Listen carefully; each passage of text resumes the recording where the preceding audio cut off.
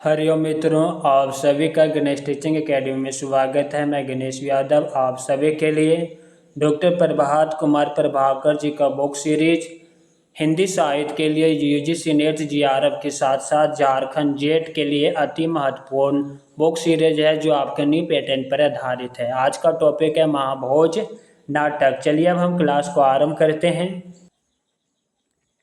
महाभोज नाटक आपके मन्नू भंडारी जी का है।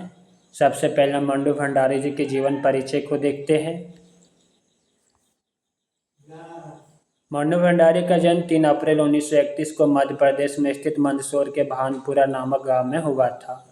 मन्नू भंडारी का पूरा नाम महेंद्र कुमारी है। उनके मैट्रिक के सर्टिफिकेट में भी महेंद्र कुमारी ही लिखा है।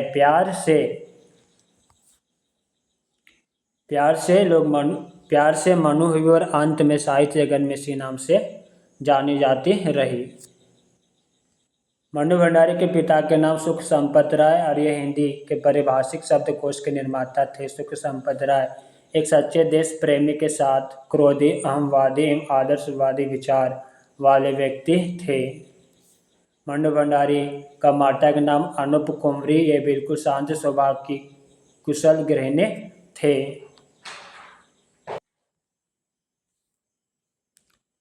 अब हम महाभोज नाटक को देखते हैं, इसमें क्या क्या महत्वपूर्ण टॉपिक दिया गया है। महाभोज नाटक वस्तुतः मन्नू भंडारी के ही उपन्यास महाभोज का नाटकीय रूपांतरण है। महाभोज उपन्यास का प्रकाशन 1979 ईस्वी में और नाटक का प्रकाशन 1982 ईस्वी में हुआ। महाभोज हिंदी साहित्य की संभवतः एकमात्र कृति है जो उपन्यास और नाटक दोनों ही रूपों में मंच पर सफलतापूर्वक मंचित किया गया।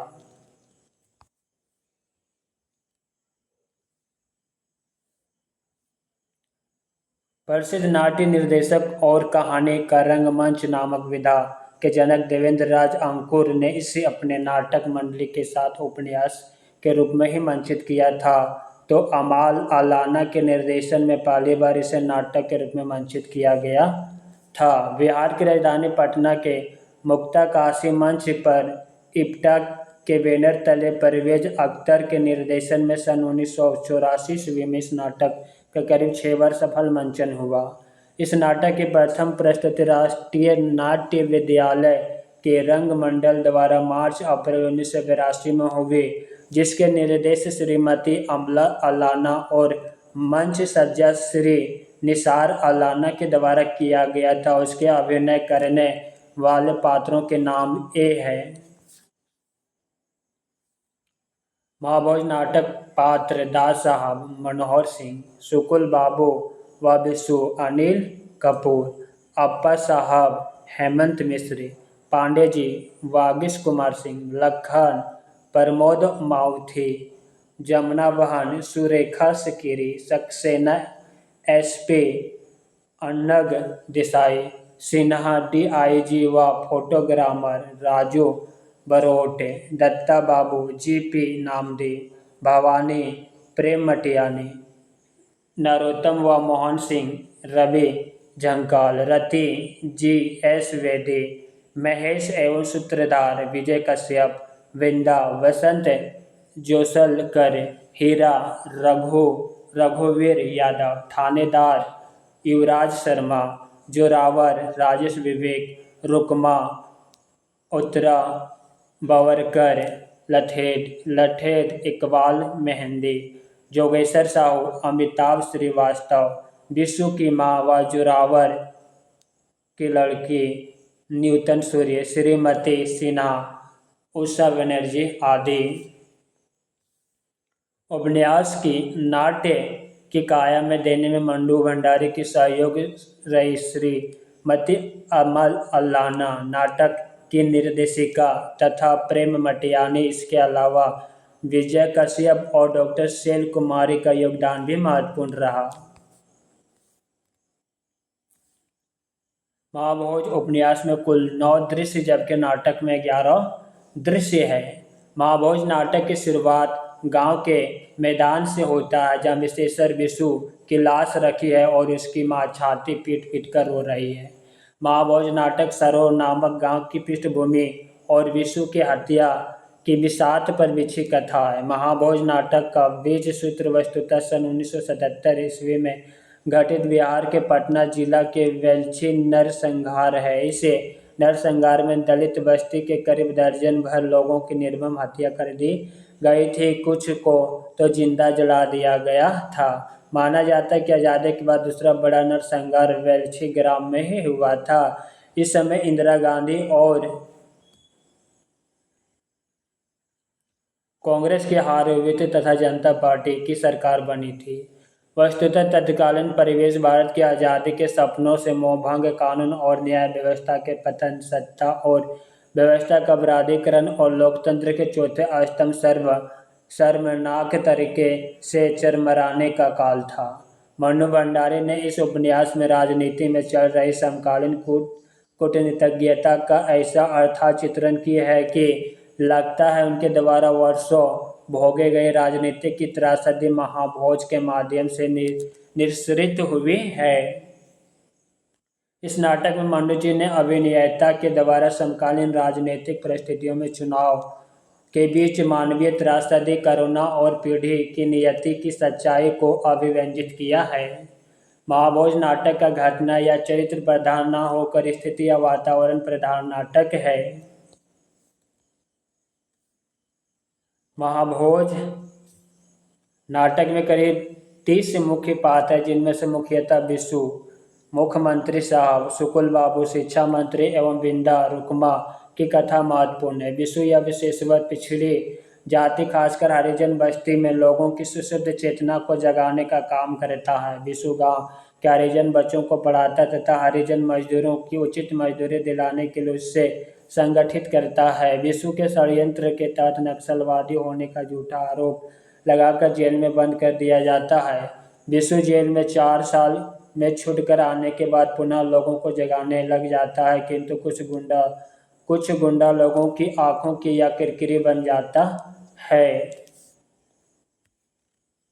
लठेठ जोरावर के द्वारा हरिजन बस्ती में आग लगा दी जाती, जिसमें जलकर 9 लोग मर जाते हैं।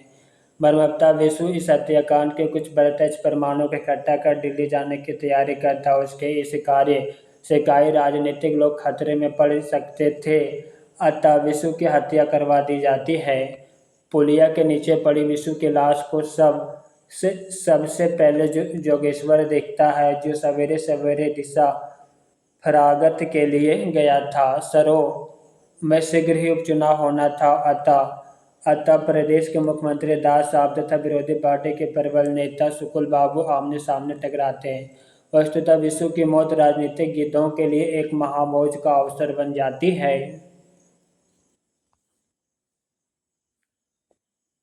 सरों में होने वाले उपचुनाव में दास साहब का खास आदमी और चमचा लखन सिंह जीत जाता है।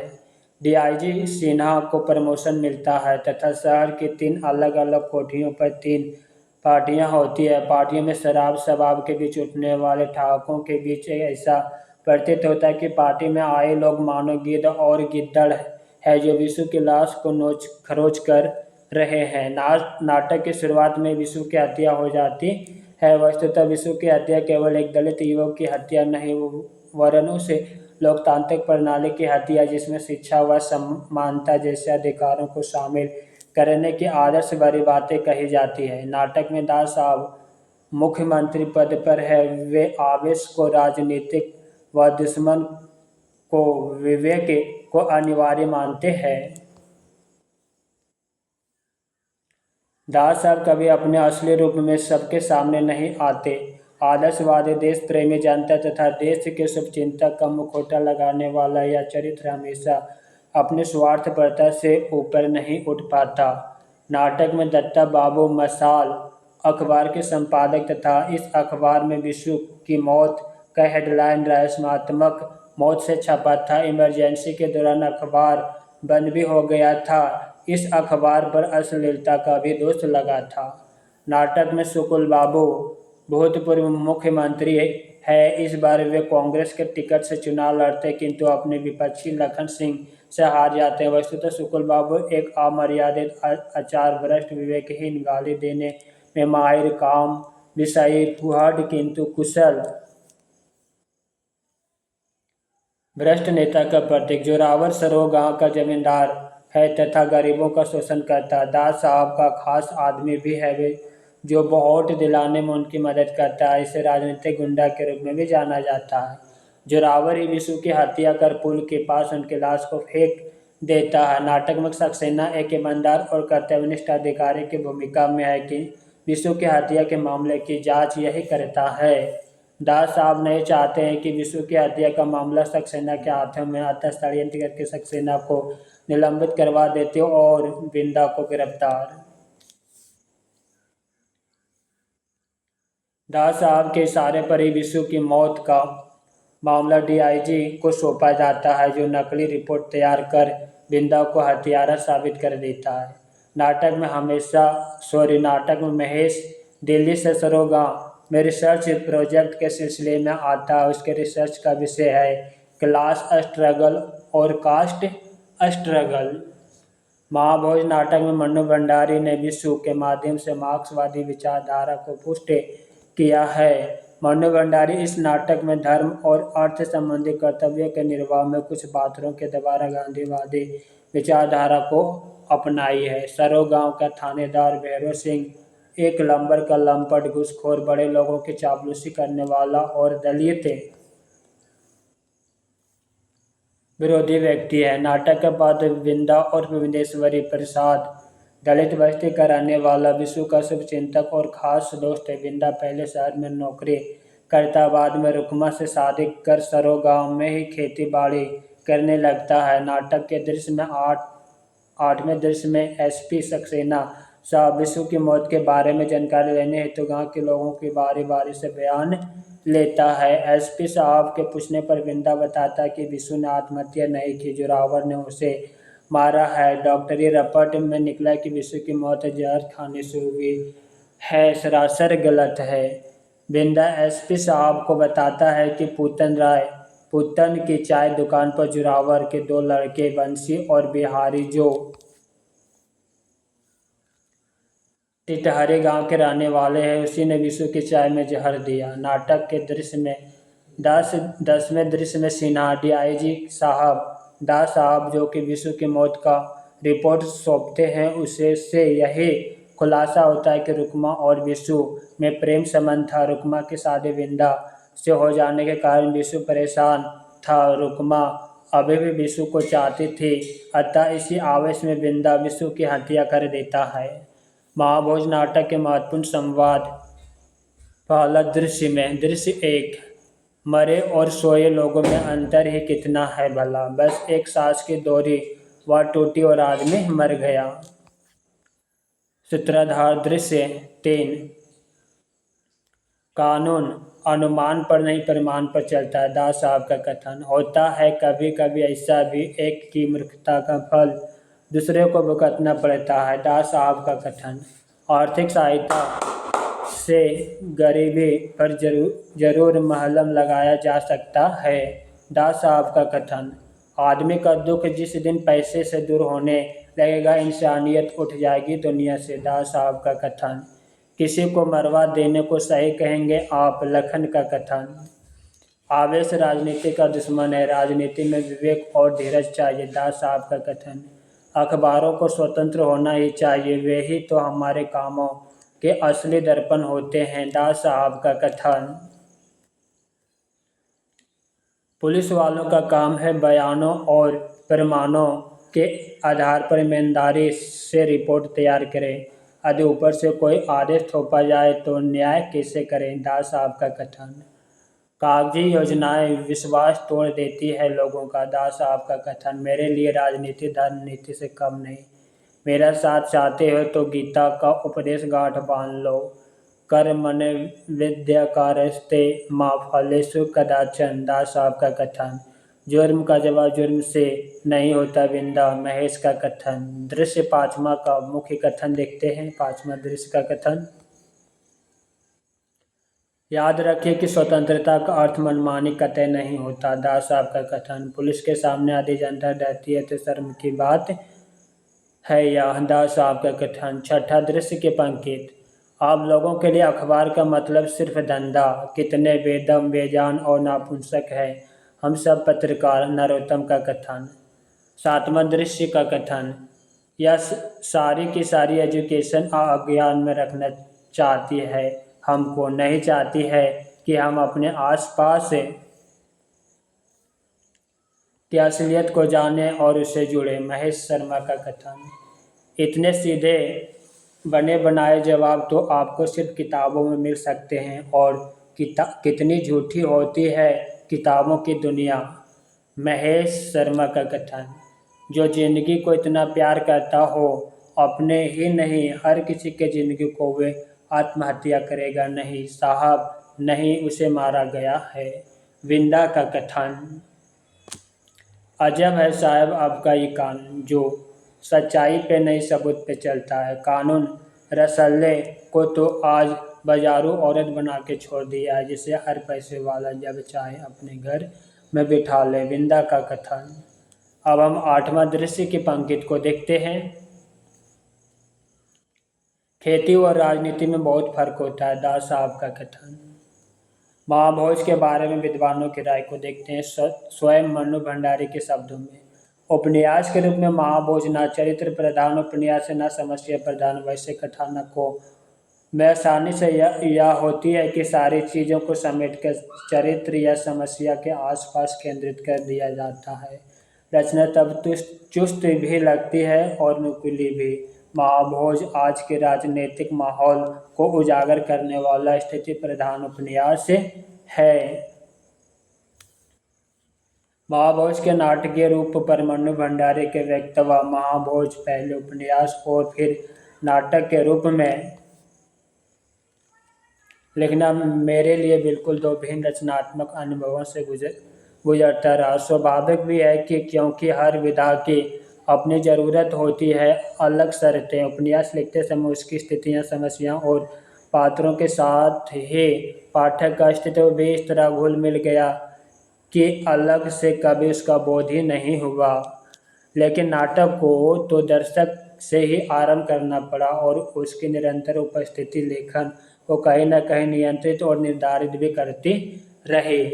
जयदेव तनेजा का कथन। समकालीन जीवन और परिवेश को विविध स्तरों पर प्रमाणिक और निर्धारित करने वाले सत्ता व्यवस्था के ऊपर से भोले एवं मालूम किंतु भीतर से क्रूर और घिनौने चेहरों को निर्ममता से बेनकाब करने वाला सुप्रसिद्ध कथाकार मनु भंडारी का स्थिति प्रधान राजनीतिक उपन्यास महाभोज नाट्य रूपांतरण एवं अभिमंचित होकर अभूतपूर्व चर्चा का विषय बना।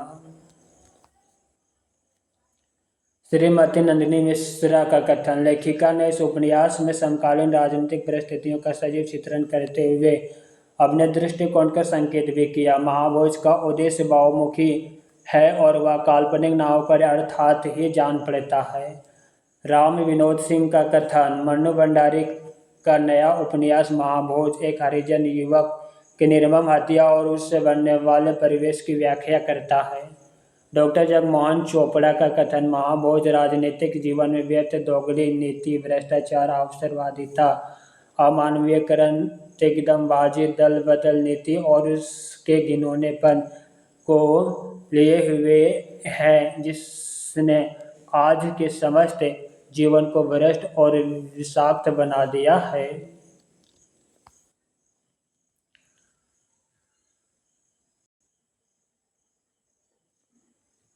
डॉक्टर गोपाल राय का कथन। महाभोज में आपातकाल के बाद कांग्रेस की पराजय और जनता पार्टी के शासनकाल की पृष्ठभूमि प्रस्तुत की गई। महाभोज का परिवेश हमारा आधुनिक राजनीतिक जीवन है। वर्तमान जीवन में व्यक्त राजनीतिक को लेखिका इस उपन्यास में खूबी से बांधा है। इस कृति का राजनीतिक परिवेश अत्यंत भ्रष्ट, घिनौना और लज्जित करने वाला है।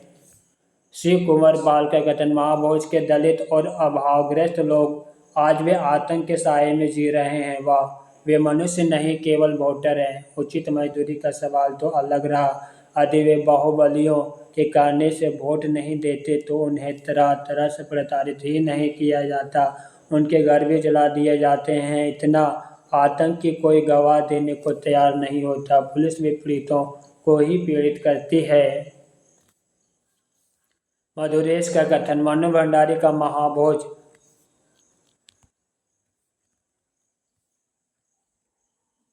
अंतःवस्तु के विस्तार का एक विस्मयकारी और अभूतपूर्व उदाहरण है। महिला लेखक और लेखन की परंपरागत छवि को एक झटके में ध्वस्त करता है। भारतीय राजनीति के अमानवीय चरित्र पर इसे तीखी टिप्पणी मुश्किल है। दास साहब के दोहरे व्यक्तित्व को उनके अंदर के शैतान और ऊपर के सत्य रूपों को मनु भंडारी ने आश्चर्यजनक विश्वसनीयता के साथ है। विशेश्वर बिंदा और हीरा उस दलित वर्ग के प्रतिनिधि पात्र जिनके शव पर राजनीति के गीत जिम रहे हैं। डॉक्टर नीरज जैन का कथन, महाभोज व्यक्तिगत दुख दर्द अंतर्द्वंद को देखने से भिन्न विद्यमान परिस्थितियों के बीच राजनीतिक संदर्भ में मनुष्य की नियति का आलेख प्रस्तुत करता है। महाभोज को राजनीतिक उपन्यास कहा जाता है। उसमें समकालीन राजनीतिक परिस्थितियों का चित्रण भी किया गया। प्रभाकर माचवे जी महाभोज के बेहद जीवंत और सशक्त रचना मानते हैं। मित्रों, महाभोज नाटक से जितने भी महत्वपूर्ण टॉपिक थे समाप्त हो चुका है और इसी के साथ यूजीसी नेट जीआरएफ और झारखंड जेट के लिए इकाई 8 जो कि झारखंड का टॉपिक था पूरी तरह से समाप्त हो चुका है। नेक्स्ट क्लास में हम कहानी लेकर आएंगे जो आपके यूजीसी नेट जीआरएफ के सिलेबस में लगा हुआ है। हरिओम।